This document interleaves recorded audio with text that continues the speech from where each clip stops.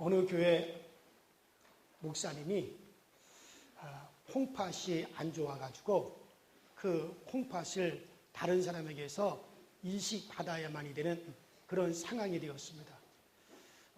콩팥은 사람이 두 개가 있잖아요. 그래서 하나를 띄어서 다른 사람에게 주더라도 하나만 가지고도 일생을 살아가는데 크게 어렵지 않다고 합니다. 그래서 이 목사님이 교인들한테 물어봤대요. 여러분들, 내가 콩팥 하나를 이식받아야 되는데 혹시 여러분들 중에서 저에게 콩팥 하나를 주실 수 있는 분이 있으십니까? 그랬더니 세상의 교인들이 전부 다 손을 들더래요. 다 목사님에게 콩팥 주겠다고, 자기 거 띄어서 콩팥 주겠다고 다 교인들이 손을 들더래요. 그래서 목사님이 너무 마음에 감동을 받으신 거예요. 그래서 제가 그렇다고 누구에게 콩팥을 달라고 지금 지명할 수가 없으니까 제가 기도해보고 그리고 다음 주에 말씀을 드리겠다고. 그래서 목사님이 하나님, 우리 교인들이 전부가 다 나에게 콩팥을 주겠다 그러는데 누구의 콩팥으로 하면 좋겠습니까? 그래서 아무래도 장로님들이 좋겠다. 그래서 장로님들이니까 장로님들 중에 한 분한테 콩팥을 달라고 하자. 그랬더니 또 생각나기를, 그러면 또 집사님들이, 아니 왜 장로님들만 그러냐고, 우리 집사들도 기회를 달라고 집사님들이 섭섭해할 것 같아가지고 집사님들 걸로 할까. 그러면 또 장로님들이, 아니 그래도 우리가 장로인데 어떻게 목사님 그러실 수 있습니까? 하고 장로님들이 또 항의할 것 같아가지고, 그렇다고 또 평신도들한테 달라고 그럴 수도 없고, 그래서 목사님이 아주 기도하면서 고민을 하다가 그 다음날, 그 다음 주 강단에 서서 다시 교인들한테 물어봤어요. 여러분들, 정말로 저희의 콩팥 하나를 주실 수 있는 분이 있다면 다시 한번 손 들어보십시오. 전 교인들이 다 손을 들더래요. 그래서 목사님이, 제가 그렇다고 누구라고 딱 제가 지목할 수가 없으니까 제가 가벼운 오리털 하나를 가지고 나왔습니다. 내가 이 가벼운 오리털을 갖다가 하고 강단에서 불어가지고 날릴 텐데, 그러면 그 오리털이 확 날아가가지고 어떤 분에게 가서 딱 달라붙든지 그분의 콩팥으로 하겠습니다. 그렇게 하고서는 이제 오리털을 하고 날렸대요. 근데 오리털이 싹 날아가는데 어느 쪽으로 간 줄 아세요? 그래도 장로님들 쪽으로 오리털이 싹 날아가더래요. 왜 장로님들 쪽으로 오리털이 쫙 날아오니까는 장로님들이 일제히 아버지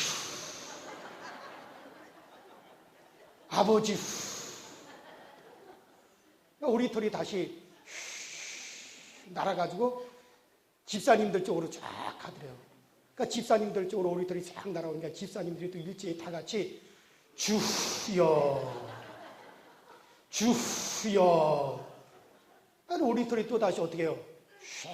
슉 날아가지고 장로님들 쪽으로 가니까 또 장로님들이 일제히 아버지, 오리털이 또 이렇게 날아가고, 또 이쪽에서 또 주여, 또 이쪽으로 나. 아직까지 그 교회에서는 지금도 오리털이 날아다니고 있대요. 물론 유모입니다. 하나님께서 싫어하는 것 중에 한 가지 뭐냐면 겉과 속이 다른 거예요. 두 마음을 품는 거를 하나님이 싫어하시는 거예요. 그래서 이런 자들은 하나님에게 무엇이든지 얻을 줄로 생각하지 말라는 거예요. 왜냐하면 그 바람에 나는 겨와 같이, 바람에 나는 오리털과 같이 그렇게 마음에 정함이 없는 자로다. 그래서 아무도 그런 자들은 하나님께 얻기를 구하지 말라는 거예요. 그래요, 여러분들. 하나님은 마음에 있는 것과 밖으로 나오는 것이 같기를 원하십니다. 그래서 주님께서 공생의 활동을 하시면서 참 바리새인들을 갖다 야단을 많이 쳤어요. 외식하는 자들이라 그랬어요. 회칠한 무담이라 그랬어요. 겉과 속이 다르다 그랬습니다. 그래서 바리새인들에게 주님이 참 야단을 많이 치셨습니다. 오늘날도 주님은 우리가 정한 마음이 있기를 원하시는, 오늘 그 비슷한 얘기를 하려고 그래요. 자, 우리가 잘 알다시피 가인과 아벨, 아담과 하와가 낳은 두 아들 가인과 아벨이 어느 날 하나님께 제사를 드렸어요. 그런데 하나님께서 아벨의 제사는 하나님이 기뻐 받으셨는데 가인의 제사를 하나님께서 받지를 않으셨어요. 그러니까 가인이 분이 나는 거예요. 안색이 변했어요. 막 분노가 일어났어요. 왜 가인이 자기 제사를 하나님 받지 아니했다고 안색이 변하고 그가 분노했느냐? 자기는 자기 나름대로 정말 진실하게 충성스럽게 하나님 앞에 제사를 드렸는데 하나님이 안 받아주셨다. 그러니까는 가인은 안색이 변해가지고 분하여 했습니다. 그래서 하나님께서 오늘 4장 6절에 보니까 가인과 하나님과의 대화가 나옵니다. 하나님 뭐라 그러시냐면 가인아, 내가 안색이 변하고 분하여 하는 것이 어찌미뇨? 내가 선을 행하였더라면 그랬겠느냐?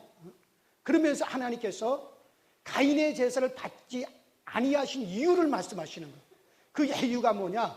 오늘 본문에 보니까는 내 마음 안에 죄를 원하는 마음이 있구나. 너는 그것을 다스려라. 개역 성경에 보니까는 가인아, 내 속에 죄의 소원이 내 속에 가득 들어있지만 너는 그것을 다스려야 된다. 그러니까 가인의 속에는 죄의 소원, 죄를 짓고자 하는 죄의 소원, 그 죄를 짓고자 하는 죄의 본성이 그 안에 들어있다는 거예요. 그래서 하나님께 그걸 해결하고 와라 이거예요. 그렇기 때문에 하나님께서 가인의 제사를 받으실 수가 없었다는 겁니다. 자, 그 후로 이제 가인이 들판에서 양을 치는데 자기 아우 아벨과 함께 둘이 들판에 있었어요. 그때 가인은 생각하기를 내 제사가 하나님 앞에 상달되지 않은 것은 저 아벨 때문에 내 제사가 상달되지 않았다 생각하고 그 속에서 시기와 분노가 일어나서 그래서 자기 동생 아벨을 갖다 돌로 때려 죽였어요.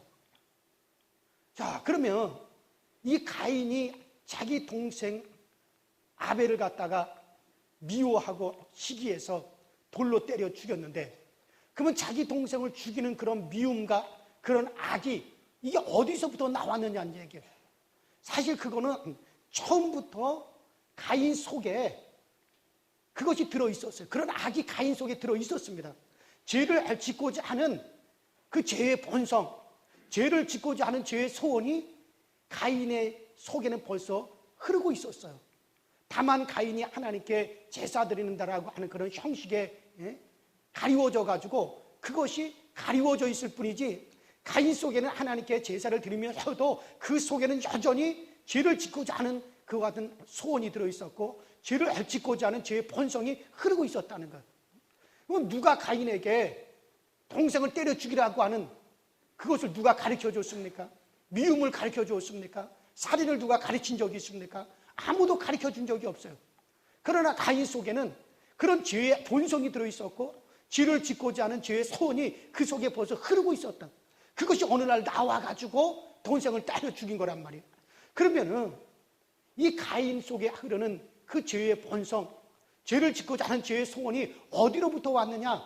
이것은 그 부모 아담과 하와에게서부터 그대로 가인에게 전달이 된 겁니다.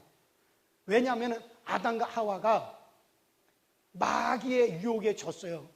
마귀의 꾀임에 넘어가서 하나님 없이 우리 스스로 살겠다 하고 하나님을 거역하고 마귀와 함께 하나님을 거역하고 하나님을 떠났습니다. 그때로부터 바로 마귀의 죄를 짓고자 하는 마귀의 그 본성이 죄의 종이 되어서 그것이 아담과 하와에게 흘렀던 거고 그것이 바로 가인에게도 그대로 흘러들어가는 겁니다. 자, 여러분들 로마서 6장 16절에 뭐라 그랬습니까? 너희가 너희 자신을 들여 누구에게 순종하든지 그 순종함을 받는 자의 종이 되는 줄을 너희가 알지 못하느냐? 혹은 죄에 순종하여 사망에 이르고 사망의 자녀가 되고 혹은 순종의 암으로 순종에 이르러서 바로 의의 종이 되느니라. 그러니까 또 베드로후서 2장 19절에도 진짜는 이긴 자에게 종이 됨이니라. 그렇게 말씀한 대로 아담과 하와는 마귀의 유혹에 졌어요. 마귀에게 졌어요. 마귀에게 종이 돼야 돼요. 또 누구든지 진자는 너희를 자신을 들여 누구에게 순종하든지 순종함을 받는 자의 정이 되는 줄 모르느냐?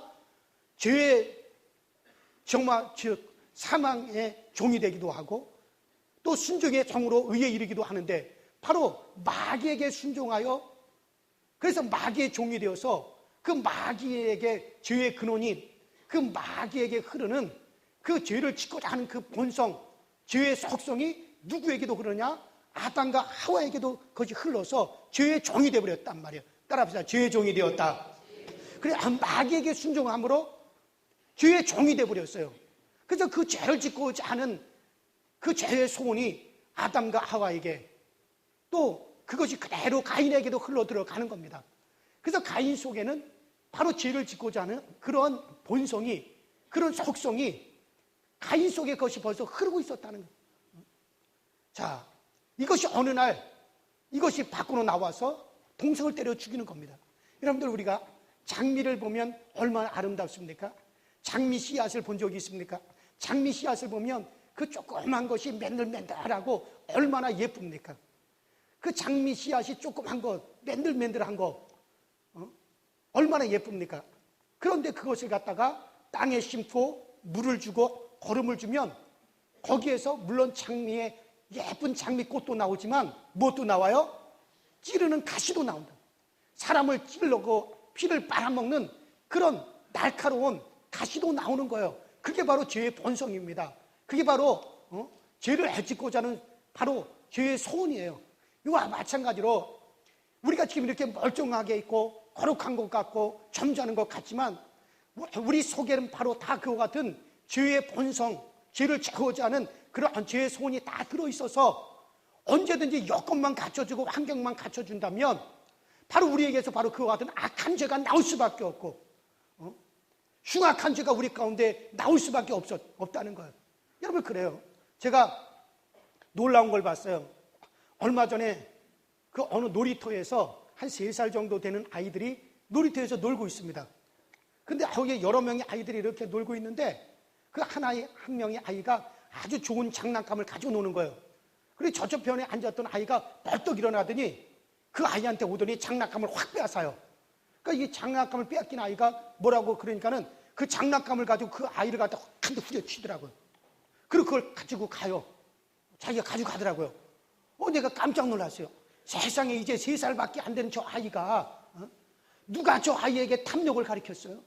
누가 그 아이에게 미움을 가르치고 탐욕을 가르치고 장난감을 가지고 상대방 아이를 내려 후려쳐버리는 그런 악한 것을 누가 가르친 적이 있습니까? 아무도 가르치질 않았어요. 그러나 벌써 그 아이의 본성 안에 죄를 짓고자 하는 죄의 손이 들어있고 죄를 짓고자 하는 본성이 벌써 그 안에 들어있다는 거예요. 그것이 바로 환경을 만나니까는 그것이 밖으로 나와서 그런 행동이 나오는 겁니다. 마찬가지 여러분들. 바로 우리에게는 죄를 짓고자 하는 죄의 본성이 들어있어요. 죄를 짓고자 하는 그러가던 죄의 손이 우리 안에 들어있단 말이에요. 우리가 다 이렇게 지금 점잖하게 앉아있고 거룩하게 앉아있고 여러분들이 지금 다 이렇게 정말 잘 입고 앉아있지만은 그러나 우리의 내면 속에는 벌써 환경만 갖추어지면 그 죄를 짓고자 하는 그 죄의 본성이 우리 바깥으로 흘러나온다는 거예요. 우리가 흔히들 살인자, 가늠한 자, 도적질한 자 그런 사람들을 갖다 우리가 정지하고 그런 사람들을 나쁘다고 우리가 손가락질을 합니다. 그러나 여러분들 우리도 마찬가지예요. 나도 그런 상황이 되면 나도 그와 같은 유혹을 받으면 나도 그런 상황을 속에 나도 들어가게 되면은 나도 그와 같은 죄를 지을 수가 있는 우리 속에 뭐가 있다고요? 죄에 대한 본성이 들어있고 죄를 짓고자 하는 죄에 대한 손이 우리 가운데 들어있다는 거예요. 바로 하나님은 그걸 고백하라는 겁니다. 정말 하나님 내가 지금 이렇게 거룩한 것 같고 점잖은 것 같고 정말 다른 사람들 볼 때 내가 의로운 것 같지만은 그러나 내 속에는 하나님 죄를 짓고자 하는 죄의 손이 들어있고 내 속에는 죄를 짓고자 하는 죄의 본성이 들어있습니다.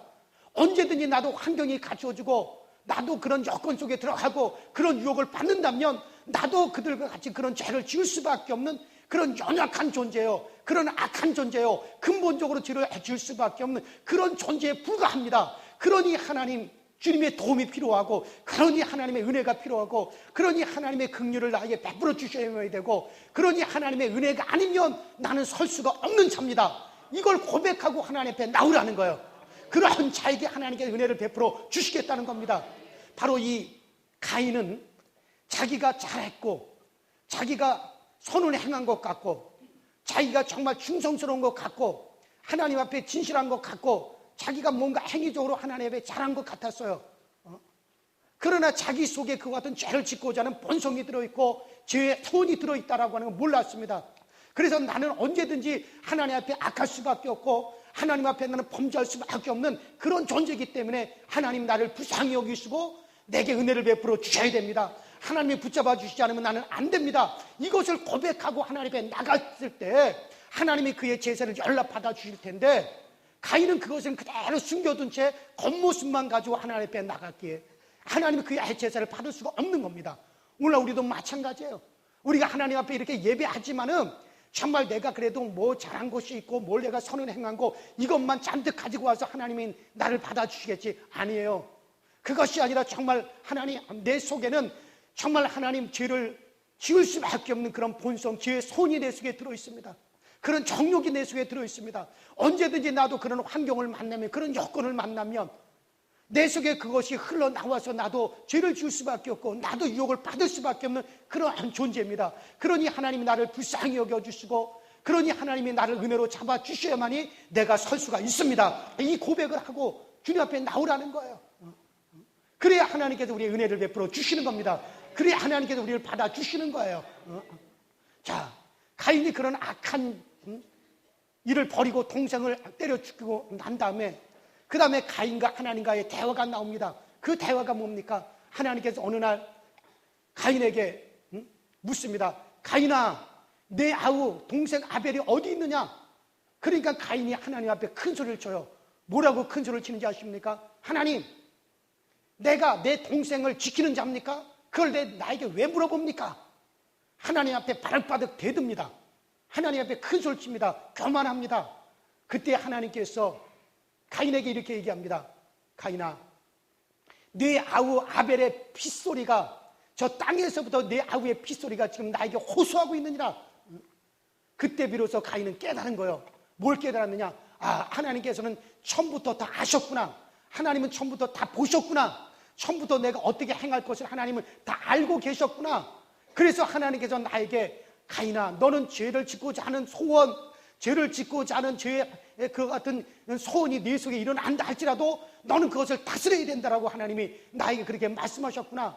아, 내 속에는 이와 같은 죄의 소원이 들어있었구나. 언제든지 죄를 지을 수밖에 없는 그런 죄의 본성이 내 속에 들어있는 악한 자였구나. 이것을 비로소 가인이 깨닫고 하나님 앞에 무릎을 꿇습니다. 하나님, 내가 지은 죄와 벌이 너무나 큽니다. 내 죄가 너무나 크기 때문에 내가 감히 하나님 앞에 설 수가 없습니다. 내 죄벌이 너무 커서 내가 견딜 수가 없습니다. 누른 나를 만나는 자들이 나를 죽일 것입니다. 그러면서 하나님 앞에 살려달라고 하나님의 은혜를 구하는 겁니다. 그때 하나님이 뭐라고 합니까? 한번 따라합시다. 그렇지 않다. 그렇지 않다. 그렇지 않다라고 하시면서 하나님은 가인에게 은혜를 베푸시는데, 어떻게 은혜를 베푸십니까? 무릇 가인을 죽이는 자는 벌을 7배나 받을 것이다. 그러면서 가인에게 어떤 특별한 표를 주어서 만나는 누구에게든지 죽임을 당치 않도록 가인에게 은혜를 베풀어 주는 한 모습을 우리가 볼 수가 있습니다. 바로 가인이 나는 처음부터 죽을 수밖에 없는 자, 나는 그런 악한 존재였다라고 하는 걸 깨닫고 은혜를 구하며 하나님 앞에 나올 때 하나님은 가인에게 살 길을 열어주시고 은혜를 베풀어 주신 거예요. 여러분, 오늘 마찬가지입니다. 오늘 우리가 어떤 자세로 하나님 앞에 나아가야 됩니까? 어떤 자세로 하나님 앞에 우리가 나가야 되느냐? 우리는 하나님 앞에 나아갈 때, 하나님, 지금 내 모습이 거룩해 보이고 의로워 보이고 점잖아 보이지만 하나님, 내 속에는 정말 악을 범할 수밖에 없는 죄의 손이 내 속에 들어있습니다. 강력한 정욕이 들어있습니다. 죄를 짓고 사는 본성이 내 속에는 들어있습니다. 언제든지 나도 환경만 갖춰지고 여건이 주어지고 그런 환경 속에 들어가면, 또 그런 유혹을 받게 되면 나는 내 속에 있는 이 죄의 손이 나와서 언제든지 나도 죄를 지을 수밖에 없는 그런 존재에 불과합니다. 그러니 하나님 나에게 은혜 베풀어 주셔서 우리 하나님이 붙잡아 주지 않으면 나는 악한 길로 갈 수밖에 없고, 우리 하나님이 나를 불쌍히 여겨주시고 긍휼을 베풀지 아니하면 나는 설 수가 없는 존재입니다. 그러니 하나님 내게 은혜 베풀어 주시옵소서. 이렇게 우리가 하나님 앞에 나가는 자세를 가져야만이 하나님이 우리에게 은혜를 베풀어 주시는 겁니다. 우리 하나님이 우리에게 원하는 게 뭡니까? 내가 착한 일 좀 잘하고 내가 좀 선하게 좀 살고 어떤 윤리적으로 도덕적으로 좀 내가 깨끗하게 좀 살았다. 이걸 가지고 하나님 앞에 나가면 하나님이 인정을 받고 우리 하나님이 나를 기뻐 받아주시는 줄 아십니까? 내가 내가 율법적으로 잘 살았다. 그걸 하나님이 원하시는 게 아니에요. 우리 하나님이 우리에게 원하는 것이 근본적으로 우리는 죽을 수밖에 없는 죄인이고 근본적으로 우리는 하나님 앞에서 우리는 정말 우리 멸망할 수밖에 없는 악한 죄인에 불과합니다. 우리 속에는 그런 악이 흐르고 우리 속에는 그런 죄의 손이 흐릅니다. 그렇기 때문에 하나님께서 은혜 베풀어 주셔야만이 삽니다. 하나님의 긍휼이 필요합니다. 이 자세를 가지고 하나님 앞에 나오면 하나님께서 우리에게 은혜 베풀어 주시는 거예요. 우리를 붙잡아 주시는 거예요. 그런 사람들을 하나님 원하시는 거예요. 우리 하나님이 원하시는 건 바로 그거거든요. 정말 겸손하게. 누가복음 15장에 보면 우리가 잘 아는 탕자의 이야기가 나와요. 자, 이 탕자의 얘기, 우리가 잘 아는 탕자의 이야기가 나오는데, 자, 거기에 보면 맏아들은 정말 아버지 앞에 충성을 다했어요. 아버지 앞에 신실하게 아버지가 시키는 일을 잘하고 아버지 곁에서 아버지 일을 잘 도와드리는 그런 착한 그런 아들이었어요. 그러나 둘째 아들은 그렇지 못했습니다. 아버지의 재산을 가지고 먼 곳에 가가지고 허랑방탕하게 그 재산을 다 창기들과 함께 다 말아먹어버리고 나중에는 갈 곳이 없어가지고 돼지 치는 집에 취직을 했습니다. 그래서 돼지 우리에서 돼지들과 함께 살면서 돼지가 먹는 그 음식을 함께 먹고 돼지들과 함께 자고 그렇게 비참한 신세가 되었습니다. 그래서 그 돼지 우리 속에 살다가 이 둘째 아들이 어느 날 깨달았어요. 뭘 깨달았느냐? 아하, 우리 아버지 집에는 품꾼들도 배불리 먹는데 나는 이곳에서 죽여 죽는구나. 그렇다면 내가 아버지께로 다시 내가 돌아가자. 내가 아버지께로 돌아가는데 내가 아버지에게 가서 나를 아버지의 아들이 아니라 나는 아버지의 아들이 아니라 아버지 집의 품꾼이 하나로 나를 받아 주옵소서. 그러면서 내가 아버지와 하늘에 내가 큰 죄를 범했습니다. 그러니 아버지에게 내가 은혜를 구하자. 그리고 이 아들이 돼지우리에서 스스로 일어나서 아버지께로 갑니다. 온몸에는 돼지 똥 냄새가 나고 옷은 다 더러워졌고 옷은 다 찢어지고 거지꼴을 하고 그리고 아버지를 찾아서 아버지에게로 가는 거예요. 그러면서 아버지에게 가서 아버지요, 내가 하늘과 아버지 앞에 큰 죄를 지었습니다. 감히 내가 아버지 아들이라고 나가 할 그런 존재도 되지 못합니다. 다만 아버지의 품꾼 중에 하나로 나를 그렇게 여기시고 나를 좀 받아주십시오. 아버지가 그 아들을 갖다 꼭 끌어안습니다. 냄새나고 더럽고 누더기가 된 그 아들을 꼭 끌어안으면서 여봐라, 내 아들을 데려다가 깨끗하게 목욕을 시켜 깨끗하게 씻겨주어라. 제일 좋은 옷을 내다가 입혀주어라. 그리고 손에는 가락지를 끼워주어라. 신발을 새 신을 신겨주어라. 그리고 살찐 송아지를 잡아라. 죽었던 내 아들이 다시 살아 들어왔다. 내가 오늘날 모든 사람을 불러서 내가 잔치를 베풀리라. 그러면서 그 아들에게, 큰 아들에게, 맏아들에게 해주지 않았던, 베풀지 않았던 은택까지 그 아들에게 다 베풀면서 그 아들에게 모든 은택을 베풀어 줍니다.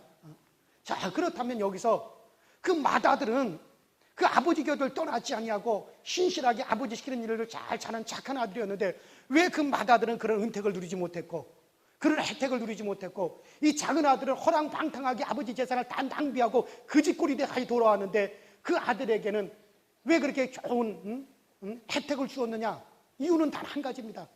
큰 아들 맏아들은 자기가 잘한 것 가지고 자기가 아버지에게 충성한 것 가지고 그거 가지고 아버지 앞에 나가서 인정받으려고 했던 거고, 그러나 둘째 아들은 나는 아버지 앞에 아무런 자격이 없고 나는 악한 죄인일 수밖에 없는 그런 존재라고 하는 걸 깨닫고 그 아버지의 은혜를 구한 겁니다. 아버지의 긍휼을 구했기 때문에 그러니까 둘째 아들은 그 은혜를 입을 수가 있고 혜택을 입을 수가 있었던 것이죠. 여러분, 하나님이 우리에게 원하는 게 뭡니까? 하나님 우리에게 원하는 것이 내가 율법적으로 잘 생활을 잘했습니다. 윤리적으로 도덕적으로 내가 깨끗했습니다. 그러니 하나님 나를 인정해 주세요. 그러니 하나님 나에게 복 주세요. 그러면서 하나님 앞에 나와서 그러면 하나님 우리를 받으십니까? 하나님 아무리 내가 여러분들이 그렇게 율법적으로 도덕적으로 잘 산다 할지라도 여전히 우리 속에는 그런 악이 흐르고 죄의 본성이 흐르고 있기 때문에 여러분 그것은 다 숨겨놓은 채 겉으로 드러나는 그것만 가지고 하나님 앞에 나온다고 하나님 우리를 받아주시는 게 아니에요. 우리 하나님께서 우리에게 원하는 건 다른 게 아닙니다. 우리 속에 감춰져 있는 그와 같은 것을 딱 드러내고 숨기지 말 것을 드러내고 하나님 정말 나는 근본적으로 악할 수밖에 없고 근본적으로 나는 더러울 수밖에 없는 그런 존재입니다. 하나님께서 은혜를 베풀어 주셔야만이 내가 하나님 앞에 설 수 있고 하나님 앞에 또 사람 앞에 내가 설 수 있고 하나님의 은혜를 베풀어 주시고 내게 긍휼을 베풀어 주셔야만이 내가 하나님의 은혜로 발미하면 내가 살 수 있습니다. 그렇지 않으면 언제든지 내 속에서 악이 흘러올 수가 있습니다. 더러운 것이 나올 수가 있습니다. 그러면 나는 하나님 앞에 은혜를 받아야만이 되는 존재인 것을 그것을 깨닫고 하나님 앞에 나오는 자를 하나님은 그런 자를 받아주시겠다는 거예요. 그런 자를 하나님께서 기뻐하시겠다는 거예요. 그런 마음을 가지고 주님 앞에 나 은혜를 구하면 하나님이 받아주시거든요. 하나님 우리 은혜를 베풀어 주시는 거거든요. 그런데 오늘날 많은 사람들이 맏아들처럼 되려고 하지 작은 아들의 그 자세는 가지려고 하지 않습니다. 그 맏아들처럼 다 그렇게 되려고만 하지 작은 아들의 그런 자세를 가지려고 하지 않습니다. 우리는 바로 그 작은 아들처럼 정말 우리는 그런 자세로 하나님 앞에 나와야 되는 겁니다. 이렇게 하나님 앞에 은혜를 받아야만이 되고 은혜를 받을 수밖에 없고 은혜 아니면 나는 설 수 없고 은혜 아니면 나는 갈 수 없는 그런 존재입니다 라고 하나님 앞에 내놓았을 때 우리 하나님 우리에게 긍휼을 베풀어 주시고 은혜를 베풀어 주시는 겁니다. 오늘 마찬가지요. 제가 목사지만 우리 하나님이 나에게 은혜 베풀어 주지 않았다면 나도 유혹을 받을 때 나도 넘어질 수밖에 없고 나도 악이 내 속에서 그런 추악한 악이 나와서 나도 그런 죄를 범할 수밖에 없는 그런 존재에 불과합니다. 그러나 하나님께서 내게 은혜 베풀어 주셔서 날 잡아주시기 때문에 오늘 내가 설 수가 있는 것이지 내가 자신이 잘해서 세워지는 건 아니라는 거죠. 사랑하는 여러분 그렇습니다. 그렇다면 이렇게 하나님 앞에 은혜를 받아야 되는 존재인 것을 깨닫는 자의 자세는 어떤 자세인지 아십니까? 한번 따라합시다. 정죄하지 않는다. 정죄하지 않습니다. 누구를 정죄하지 않습니다. 야, 저 사람이 그런 죄를 지었대. 야, 저 사람이 그런 더러운 죄를 가지고 있대. 야, 저 사람이 그런 악한 죄를 지었대. 누구에게 정죄하지 않습니다. 왜? 나도 내 속에 그러한 죄의 속성이 들어있고 죄의 본성, 죄의 손이 들어있어서 나도 환경이 갖춰지고 여건이 되어지고 그런 환경 속에 들어가면 나도 그런 악한 죄를 지을 수 있고 그런 더러운 죄를 지을 수밖에 없는 존재일 건데 내가 하나님의 은혜를 받아서 오늘날 내가 이렇게 나 자신을 유지할 수 있다라면 그러면 내가 누구를 정죄하겠습니까? 아무도 정죄할 수 없는 거예요. 왜? 나도 당신과 같은 상황이 되면 나도 그런 죄를 지을 수밖에 없는 그런 내 속에 그런 악이 있는 존재요. 그렇다면 누가 누구를 정죄하겠습니까? 아무도 정죄할 수 없는 거예요. 가정에서도 마찬가지예요. 가정에서도 아내를 정죄하고 남편을 정죄할 수 있습니까? 나도 얼마든지 그렇게 할 수 있고 그렇게 될 수밖에 없는 그런 연약한 존재예요. 나도 그런 악이 내 속에 들어있는 존재인데 누가 누구를 정죄합니까? 여러분들 오직 정죄할 수 있는 분은 딱 한 분밖에 없어요.